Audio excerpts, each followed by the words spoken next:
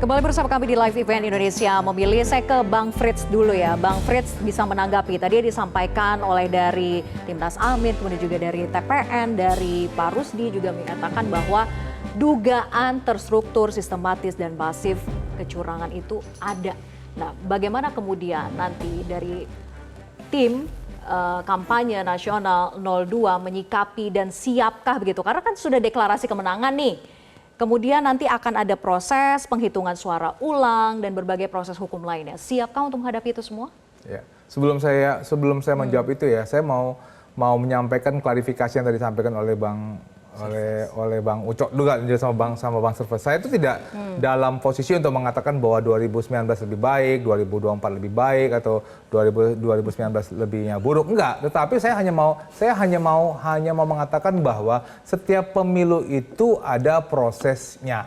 Ada dinamika politik yang terjadi, bahwa apakah ada menteri yang kampanye tahun 2019? Ada menteri yang kampanye. Apakah ada pelanggaran administrasi yang muncul? Ada pelanggaran ADM yang muncul. Bahkan ada yang sebelum putusan MK juga kita juga ada, maksudnya Bawaslu saat itu juga ada untuk menyidangkan proses-proses yang terjadi. Jadi saya menganggap bahwa kita jangan melihat bahwa ini suatu persoalan yang sebuah persoalan yang tiba-tiba muncul gitu loh. Seperti polisi juga merupakan bagian daripada sentra Gakumdu. Karena sentra Gakumdu, maka polisi itu berada di dalam Bawaslu untuk melakukan proses klarifikasi. Itu adalah kewenangan yang sudah diberikan oleh undang-undang. Kalau kita tadi mengacu yang disampaikan oleh Bang Serves bahwa presiden mempergunakan kewenangan dan kemudian persoalan kampanye, ingat sepanjang saya, Presiden tidak pernah kampanye. Dan beliau tidak pernah mempergunakan hak yang diberikan oleh undang-undang untuk kampanye. Sepanjang saya punya pembacaan, undang-undang sudah memberikan batasan kapan Presiden yang menjadi calon capres itu kampanye di pasal 302, kapan dia untuk menjadi, kalaupun dia tidak. Jadi presiden bagi capres, bansos, dia pun juga ada, bagi gitu. bansos di pinggir jalan, kemudian ada bagian dari tim TKN di situ di samping presiden. Itu di masa kampanye pula, itu bukan kampanye ya? Yang itu kalau saya tidak salah itu adalah peristiwa Maret tahun 2023 yang ada muncul di viral itu. Itu adalah video tahun 2023 bulan Maret sebelum kita bertemu dengan proses masa kampanye. Dan jangan lupa yang dapat membagikan bansos itu banyak pejabat, bupati, wali kota, gubernur yang dari partainya 01, dari partai 02 juga bisa harus presiden, Bang? Juga bisa membagikan bansos. Pertanyaannya, Bang, Presiden Jokowi ini bukanlah presiden yang seperti yang kita punya. Presiden kita tuh suka ketemu masyarakat, dia suka jalan, lihat sepatunya itulah bungkusannya. Bungkusannya itu ya. Itulah presiden yang kita punya sekarang. Ini kalau ngomong soal etika, Bang, kalau dia mau, kalau Pak beliau itu mau jalan, dia mau untuk bertemu dengannya masyarakat, itu bagian daripada. Dan kalau kita ngomong soal bansos, kita lihat bansos sebenarnya yang paling banyak itu apakah bansos yang diserahkan atau bansos yang langsung dari rekening ke bank ke penerima bansos. Silahkan pergi ke websitenya Menteri Sosial, kalau cek bansos.go.id.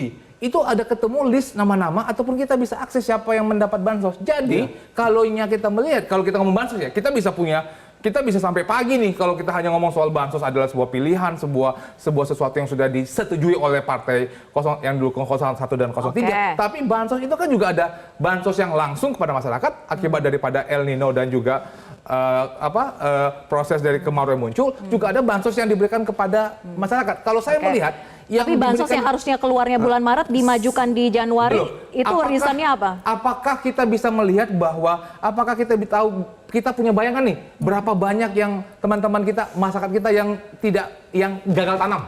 Apakah kita tahu? Apakah kita tahu siapa karena musim kemarau kemarin ada yang tidak bisa? Tahu kenapa nggak perintahkan kepada bupati, gubernur aja melakukan? Masalahnya bupati wali kota, bapak foto nggak taruh di media sosial kan? Kan enggak. Kenapa? Tapi kalau saat presiden dia membagikan bansos, difoto, dibuat viral. Tapi kepala daerah yang lain kan kita tidak pernah ngecek. Jadi kalau saya melihat ada kegiatan yang terstruktur dan masif yang dilakukan oleh teman-teman untuk mendelegitimasi pemilu. Oke, jadi tudingannya satu dibalik nih ya. Melihat satu event, melihat satu event dan dibolak-balik, melihat satu event dibolak-balik gitu. Kan ada event-event lain. Indonesia ini luas. Oke. Oke, boleh gantian. Oke, satu dulu silakan. Bawaslu gimana tuh? Oke. Naikkan tukin. Iya, Ya, gantian ya. Silakan dulu, Bang Zuhad. Kita tuh enggak, kita pro tetap dengan bansos ya. Makanya programnya Pak Anies bahkan bansos plus kan. Karena Ya. kita pro terhadap itu. Oke. Jangan kemudian dibolak-balik. Jadi tidak Cuman benar problemnya itu ancaman misalkan- bahwa kalau bukan 02 yang melanjutkan maka bansos akan berhenti. Ya seolah-olah begitu kan. Ini kan kacau juga kayak gitu. Maksudnya gini Bang. Oke. Pak Presiden kita itu orangnya suka birokrasi yang cepat, efektif, efisien, selalu begitu-begitu. Makanya sampai undang-undang pun Omnibus Law gitu kan, track fast dan seterusnya. Nah, tapi tiba-tiba giliran bansos itu harus ada seremoni ke sana, seremoni ke sini, kirim menteri ke sana, kirim menteri ke sini, pakai ucapan terima kasih segala. Kan sebenarnya kalau levelnya negarawan, levelnya sudah di posisi beliau, itu kan udah nggak penting lagi sebenarnya begitu-begitu. Beliau itu penting untuk datang ke birokrasinya, memastikan birokrasinya, pasukannya itu melayani rakyat dengan baik, benar gitu. Daripada sekedar bagi-bagi, ya mohon maaf bukan sekedar bagi-baginya ya, tapi seremoni yang kemudian mudah digunakan atau mudah kemudian digunakan oleh paslon tertentu untuk diklaim gitu. Meskipun kita nggak bilang mengatakan Pak Jokowi secara sengaja gitu, ya oke aja gitu. Tapi kan seremoni, kegiatan-kegiatan yang memunculkan citra diri beliau itu hari ini patut diduga kemudian menguntungkan salah satu paslon. Tadi Bang Frits menuding balik bahwa teman-teman inilah begitu ya, maksudnya yang dari 01 maupun 03 yang membuat narasi seakan-akan TSM itu. Jadi narasinya memang betul ada alasannya. Narasinya itu kan berdasarkan fakta. Oke. Bukan nggak berdasar fakta gitu. Seolah-olah kita membuat fakta sendiri berimajinasi gitu. Oke. Enggak, kita nggak berusaha berimajinasi. Ini ada fakta nih. Pak Presiden bagi-bagi bansos. Oke. Yang bagi-baginya itu dalam jumlah besar, lalu intensitasnya semakin padat di awal-awal sebelum pemilu. Gitu, sebelum pemungutan suara. Oke. Coba tahan diri misalkan. Pembagiannya itu setelah tanpa kemudian pembagian seremoni maksud saya. Bukan pembagian apakah kalau Pak Presiden turun itu menghambat penyaluran bansos? Kan enggak, Mbak. Kalau dibilang di daerah itu masyarakat banyak yang butuh loh, misalkan gagal panen dan seterusnya. Iya, karena itu langsung kucurkan saja, nggak perlu nunggu Pak Presiden datang ke lokasi. Oke. Gitu loh. Nah ini kan anomali berpikir yang kemudian ya dengan segala hormat kita akhirnya menaruh curiga. Tindakan ini dilakukan dalam rangka menguntungkan salah satu paslon. Paslon Oke. itu paslon mana? Paslon 02. Oke, Gitu maksudnya. baik. Nanti saya juga kasih kesempatan ke Bang Serva untuk menanggapi, tapi usai jeda tetap bersama kami di live event Indonesia Memilih.